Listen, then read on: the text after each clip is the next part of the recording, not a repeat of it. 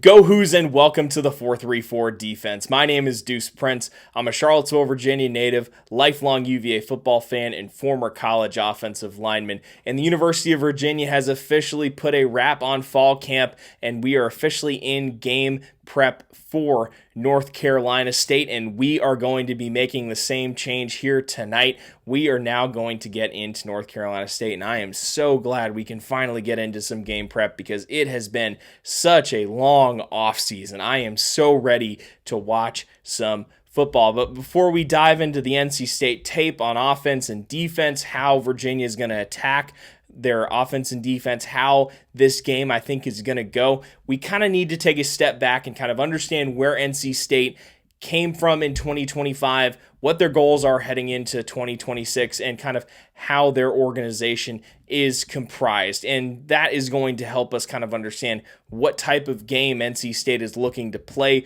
week in and week out, what they're looking to get out of this season, and how that is going to color their game plan. So before we get into 2026, we have to start with the 2025 Wolfpack, an 8-5 record with a 4-4 conference record and a win in the Gasparilla Bowl over the Memphis Tigers. This was a pretty solid season, all things considered. That 4-4 conference record does not include their victory in week 2 over Virginia, a game that ended up having massive ACC championship and even college football playoff implications. The fact that Virginia lost that game, but it did not count towards their conference record. It was kind of a useful future-proofing method for both schools, considering that the ACC was very much trending towards a 9-game conference schedule. So just adding that game as a non-conference schedule in a series ended up being a very, very useful thing for both athletic departments. But 8-5, very solid overall. They got their 8th win in that bowl game against Ryan Silverfield and the Memphis Tigers. Ryan Silverfield, after that year, after 2025, got the Arkansas head coaching job after doing a very, very solid job at Memphis. So it was a good bowl win. When we look at their team stats, they were 4th in the conference in passing offensive efficiency. CJ Bailey is a huge, huge part of that. He is one of the better quarterbacks in the entire conference. If you took a poll, he would probably land around 3rd or 4th in the conference if we were ranking quarterbacks. So that very much tracks with that ranking there. Their passing offense was easily the brightest spot on the entire team. Their rushing offense was right around middle of the pack in the ACC. They were 8th in rushing yards per game. On the defensive side of the ball, they were very much in the middle of the pack in the conference. Their rushing defense and passing defense were both 11th in the league, just slightly below the middle of the pack there. When we look at their points scored and points allowed, they were 8th in points scored, so they were above the midline in the conference. They were putting up more points than the average ACC team, but they also allowed more points. This was their worst ranking in the entire conference when we look at these 6 stats put together. This was a season that, when you look at those rankings, that 4-4 conference record makes sense considering kind of how middle of the pack they were on a lot of those team metrics. And then you can see 3 games over 500. That is the CJ Bailey effect and how impactful he was on this football team. So all in all, not bad. I mean, this is a season 8-5, 4-4 conference record. They beat North Carolina. This was the type of season where Virginia turned around and had this type of year. Like, no one would be over the moon, but no one would be distraught. Virginia fans last year would have been praying for that kind of season. If we went 8-5 last year, not knowing what we know now and how the 2025 season went, we would have been over the moon about this. But we will get into later in the episode why North Carolina State fans are not feeling that way. Now we turn over and we're going to get into the coaching staff. This is one of the most important things to understand heading into a game, kind of understanding how the coaching staff is comprised, what influences they have on their system, where they came from, and how this program is built and how they're going to be coached. And we have to start with the program leadership, with head coach Dave Doeren. Dave Doeren is entering his 16th year at North Carolina State. Prior to NC State, he was a head coach for 2 years at Northern Illinois University. They were incredibly successful in DeKalb, Illinois there. Multiple MAC championships. I believe they went to the Fiesta Bowl or Orange Bowl. Dave Doeren is one of those guys who was a MAC head coach who ended up doing extremely well and getting a Power 5 job, much like PJ Fleck, if you want another comp. And, I feel like PJ Fleck and Dave Doeren are actually viewed very, very similarly by their respective fan bases. But, there is nothing bad about the tenure that Dave Doeren has had at NC State. He's 25 games above 500 in his career, 95 wins, 70 losses. They've been to a bowl game in 10 of the 12 years that Dave Doeren has been the head coach in Raleigh. That's extremely solid. That is the type of consistency that you only see at places like Iowa over that long of a period of time. The 2 years they did not go bowling. The first one was 2013, Dave Doeren's first year in Raleigh. They went 3-9, and then I believe the second year was 2020, COVID. We'll give them a mulligan. We'll call it 10 out of 11 years. They ended up making a bowl game in Raleigh. We flip over to the coordinators. Kurt Roper, offensive coordinator and quarterbacks coach. He was the quarterbacks coach for Brennan Armstrong when he came down to Raleigh after his time in Virginia. Roper is very much a David Cutcliffe guy. He was Eli Manning's quarterbacks coach at Ole Miss and coached with Cutcliffe at Duke in the late 2010s to late 2000s, early 2010s. Roper is a very solid offensive coordinator. This is his 8th total year at NC State and his 2nd with the offensive coordinator title. Defensive coordinator and outside linebackers coach DJ Elliott. He is one of the newer members of this Wolfpack staff. He is in his 2nd year as defensive coordinator and outside linebackers coach and his 2nd year total at NC State. Joker Phillips, assistant head coach and wide receivers coach. This is his 6th year as NC State. At NC State, he has been the assistant head coach and wide receivers coach that entire time. If Joker Phillips sounds like a familiar name to you, Joker Phillips was the head coach at the University of Kentucky from 2010 to 2012.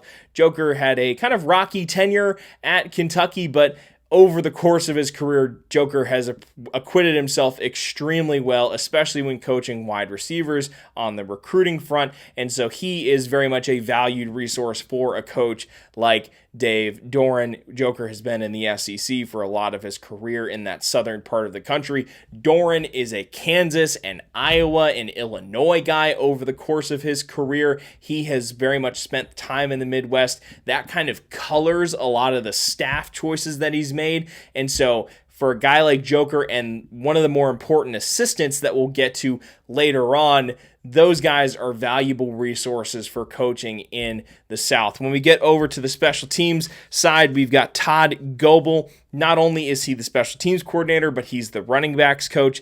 This is his 8th year at North Carolina State and his 4th with the running backs and special teams responsibilities. From 2018 to 2015, he was at Marshall in various roles, coaching special teams, tight ends, fullbacks, running backs.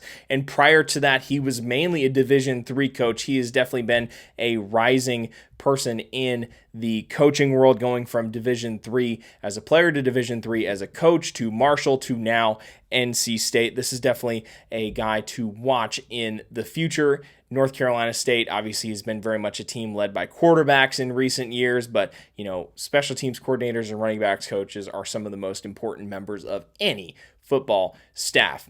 There are a couple of names that you will definitely know that are position coaches and assistants that don't have necessarily a coordinator tag, and so we're going to dive into a couple of those. First guy that you're going to remember is Garrett Tujague. Garrett Tujague is the Wolfpack's offensive line coach as well as run game coordinator. This is his 4th year with NC State and his 3rd year with the running game coordinator tag. in that first year, he was just the offensive line coach. Garrett Tujague was the Virginia offensive line coach from 2016 to 2022 with Bronco Mendenhall. Was very, very successful in Charlottesville. When Bronco Mendenhall ended up retiring, he went with Robert Anae to NC State, and Tujague has stayed in Raleigh coaching the offensive line. He's been a very, very good offensive line coach in the ACC for basically the last decade now, which is crazy to believe because back in 2017 and 2018, I was being recruited by Coach Tujague to be a walk-on. So I feel very, very old seeing that he has been in this conference for dang near a decade now. Charlton Warren, another assistant of note. This is his second year at NC State. He's been the co-defensive coordinator and safeties and nickels coach. Charlton has been a defensive coordinator at Indiana, North Carolina, and the Air Force Academy. He is an Air Force veteran and played ball at Air Force, kind of has a foil for John Rudzinski, the former Air Force assistant, now the defensive coordinator at the University of Virginia. Charlton Warren, a lot of these coaching staffs now in college football have so many qualifying coordinator tags. The assistant head coach and running game coordinator, or, the pass game coordinator, the pass rush coordinator. For Charlton, this is a guy who has been a defensive coordinator at multiple roles and multiple schools. This is a valued coach. And so a lot of these tags are a little bit confusing at first to the average college football fan, but just know that if you see that co-DC tag on there, that means that this is a very experienced coach typically, and someone who's been around the block, has valued experience, and so that title just kind of adds that significance. The coach who you might probably know the most that has not really spent a lot of time at UVA is Ruffin McNeill. So Ruffin McNeill is the special assistant to the head coach at NC State. He has been at NC State for 6 years and has been in that special assistant to the head coach role for all 6 years. Ruffin McNeill was in 2016 Bronco Mendenhall's assistant head coach at Virginia. You might know Ruffin a little bit more from his time as a defensive coach with Mike Leach's teams at Texas Tech in the late 2000s, as well as his tenure as the head coach at East Carolina, his alma mater from 2010 to 2015. Ruffin McNeill had done an incredible job as a head coach at East Carolina. He really had the Pirates trending in the right direction, had that program rocking and rolling, and at the first sign of trouble, to many people's shock and dismay, Ruffin got let go from East Carolina. He went on to be Broncos' assistant head coach at UVA and has been ever since he was at Oklahoma as the assistant head coach for about 3 years, and then for the last 6 years, he's been Dave Doran's special assistant to the head coach. Ruffin is a guy who is very, very well liked across the football world. His knowledge of the game is self-evident in how successful he has been in a lot of different stops. Ruffin is the type of coach who, in that special assistant role is kind of that like elder statesman coach who is going to be tasked with basically looking at everything from 30,000 feet and advising Coach Doran, advising on strategy and all those certain things. So special assistant to the head coach might not necessarily be a super clear title if you don't kind of know what that role does, but just know it is going to be a very broad role, and it is a very broad role. It's like half consultant, half consigliere, like trusted advisor, and then just like, hey, Ruffin, what do you think we need to do in this situation? What do you think? And just so you know, Ruffin is not going to be called Ruffin. It's going to be coach. If you have been a head coach anywhere, your title in the building is going to be coach. So they're going to be like, hey, coach, we need to figure out how to stop this concept. Like, we're going to put you on special assignments, kind of like a lot of those analyst roles, but this is like even more souped up.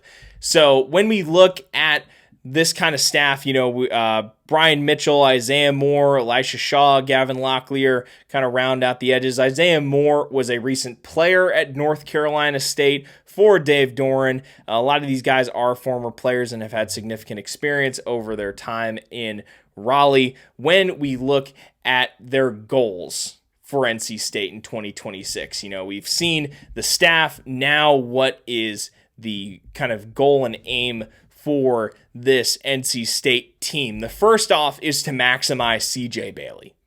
CJ Bailey, at his best, is one of the best quarterbacks in the entire Atlantic Coast Conference. He has a dynamic ability with the ball as well as with his legs thrown through the air. Like, CJ Bailey at his best is one of the best quarterbacks in this conference. He has been a major source of wins for NC State, not just on the field, but off the field, and the fact that they've been able to keep him from entering the transfer portal. CJ Bailey, I imagine, is got a lot of calls and got a lot of tampering sent his way each transfer portal as he's gotten better and better, with different schools trying to get him to leave Raleigh. So for NC State, the fact that they were able to keep him in Raleigh has been a major coup. And so the goal this year is to maximize CJ Bailey and get the absolute most out of him and build the rest of the team to play well enough to maximize what he does best. The second goal is break through the 8-win ceiling.